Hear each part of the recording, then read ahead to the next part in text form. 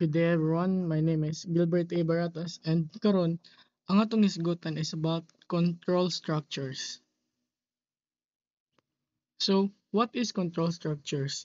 Control structures is a way to control the flow of program. So, ang control structures daw, isa na siya kapamaagi para makontrol nato ang dagan sa ato ang program na himuon. It helps decide what the program does next based on a certain condition or repeated action. So, kini daw makatabang na siya para makabalo ang program unsa ang angay na sunod buhaton ug unsa nga mga conditions ang kinahanglan ma-meet or ug unsa pod ang mga angay utrahon na mga actions. So, muna siya ang three basic structures: linear structure, relational structure, ug loop structure. First is ang linear structure. A linear structure follow a straightforward step-by-step sequence of instructions where each process happens one after the other without any decision making or looping. So ang linear structures daw nagafollow ni siya og isa ka straightforward na path or kanang wala na siya lain pa nga mga paligoy-ligoy, isa lang gid siya ka sequence, di na siya wala siya nagamit og looping. So para dire step by step sequence of instruction kanang nagasunod-sunod lang gid ang instruction which is straightforward lang siya and direct to the point na program. This type of structure is simple and easy to follow because it does not involve conditions, if, else, or repetitions. Para sa akong gingon gayon na ang linear structures wala siya nagamit og mga loops and other terms like if and else. However, not all processes can stand alone. Sometimes a linear structure may need help from other structures like selection or iteration to complete more complex tasks. So, example, draw a flowchart to enter two numbers through the keyboard and then display their sum on the screen. So, pasabot dire, magbuhat og flowchart nga kinahanglan mag-enter og duha ka numbers, then i-display ang iyang total sa screen. So muna siya ang step by step sa pagbuhat. Define A as a container or variable for the first value. So ang pasabot dire, ang A daw, siya ang ato ang first value. And dire pod, define B as a container or variable for the second value. So pareha rin siya sa kung gingon ganyan na A. Next is define S as a container or variable for the sum of the first and second value.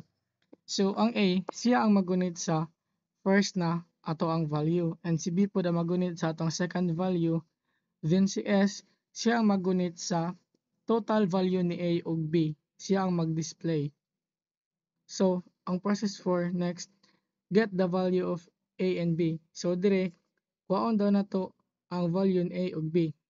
Then compute the sum by adding the first A and B value. So pag-abot diri ato daw i-compute ang value ni A ug B gamit ang addition na math. Next, display the sum of the screen on the screen. So pag makuha na nato ang value ni A ug B, nato na siyang na total, i-display nato siya sa screen which is ang mag-represent siya as CS. So muna siya ang example in flowchart form.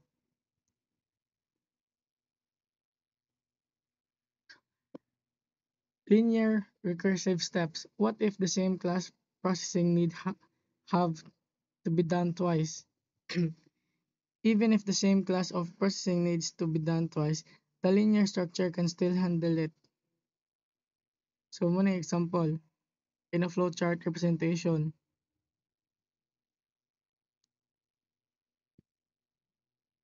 The linear relation to loop structure. What if there were hundreds of similar inputs, stops, or processing to be made? It would be very impractical to keep on repeating similar steps in a linear construct. Hence, the best way is to use a loop and then define the spot in which the jump will kick off to repeat the previous processing contrast. So muna siya ang example sa linear nga naay relation sa loop structure.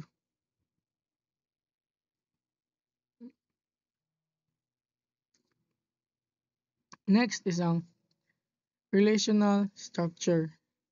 The diamond symbol in flowchart represent a decision point where a condition is evaluated to determine the next step. So ang katong ako ingon sa kuan, ang diamond na symbol sa isa ka flowchart, siya ang nagre-represent sa decision making. A diamond or logical comparison is placed inside the diamond, guiding the program's flow based on its outcome.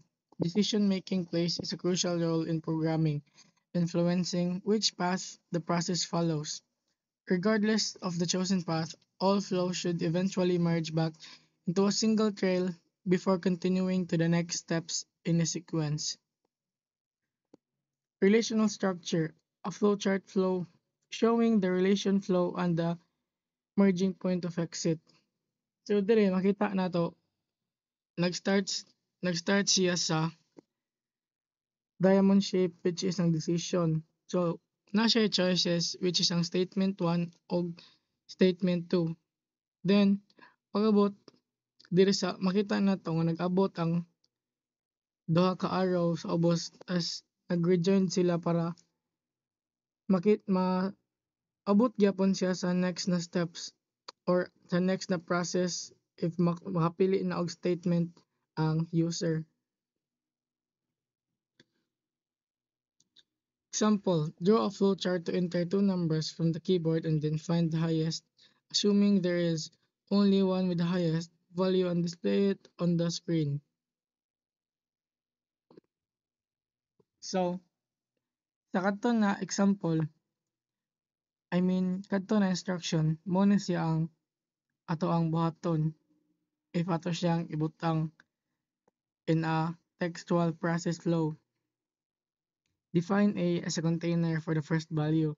So pareha gay na ang A ang maggunit sa ato ang first value, si B pod ang magrepresent sa ato ang second value. Then, in the third steps, get the value of A and B. So pag makuha na nato ang value ni A ug ni B, pag-abot there sa fourth steps, compare the inputted values of A and B. If A is the highest, then display it, otherwise display B. So pareha diri, ang giingon diri pag makuha na nato ang value ni A ug B, if si A ang mas dako, si A ang ato ang i-display.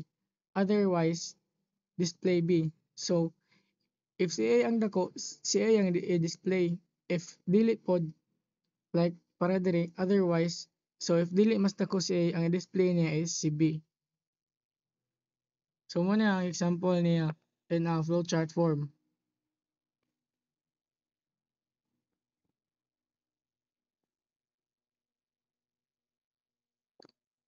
Nested rational symbol. So, draw a flowchart to enter two numbers from the keyboard, find the highest value, and display it on the screen. Nested rational symbols. Step 1. Define A as a container of the first value. So pareha lang gyapon gayon na si A ang mag-represent sa ato ang first value, si B ang mag-represent sa ato ang second value. Then 3. Get the value of A and B. So kuhaon na pod nato ang value ni A ug ni B. Pag-abot sa ka-fourth process, compare the value of A and B. So i-compare nato sila. If A is the highest, then display A. Otherwise, compare again the value of A and B. If B is the highest, then display B. Otherwise, bypass A na display. So if si A daw ang highest, then i-display si A. Otherwise, if dili mas dako si A, compare again the value of A and B.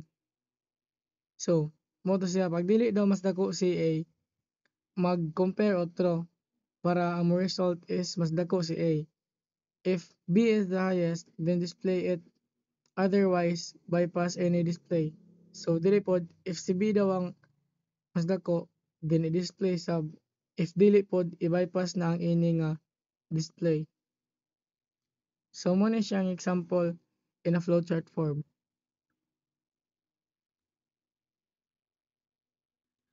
Loop structure.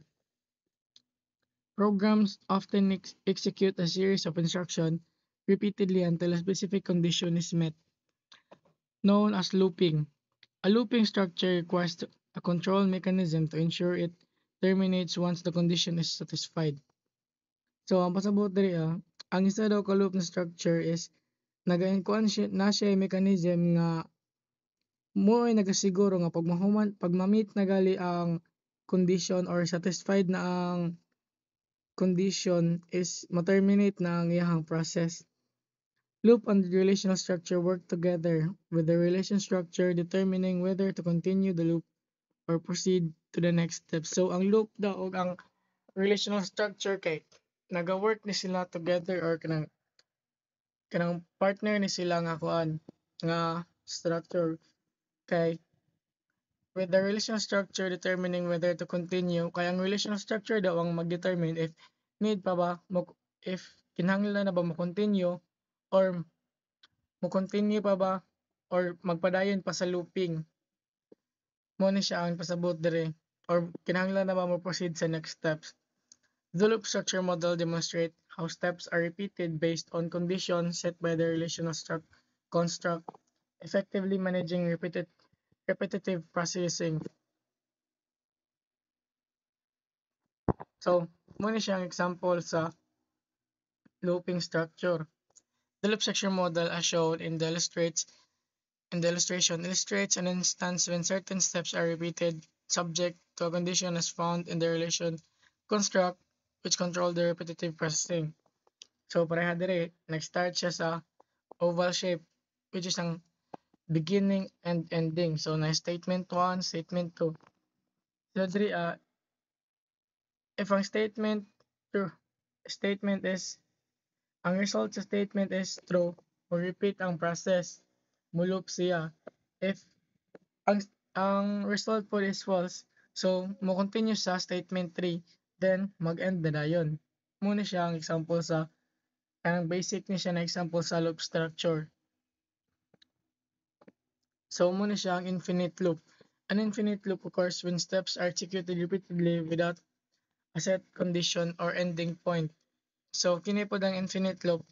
Isa na siya ka loop nga nagkuan lang, igo lang gid siya nagpadayon kay wala giset na condition or wala siya giset na goal nga muundang na siya pag maabot na to. So kini dili na siya muundang kay wala man siya katapusan nga program. Controlled loop. To prevent an infinite loop, there must be at least one definite exit point.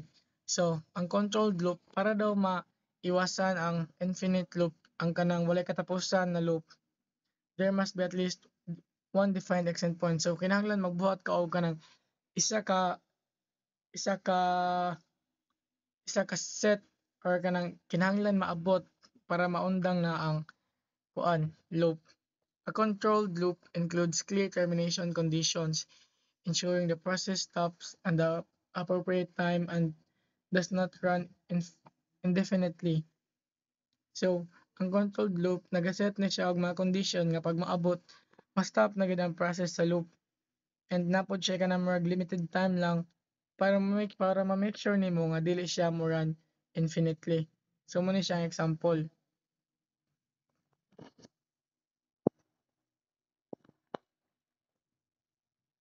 So, muna itong source ato ang source book, Programming Concept, Logic Formulation, Unlimited Books Library, Services and Publishing Incorporated 2016. So, maoro to. Salamat.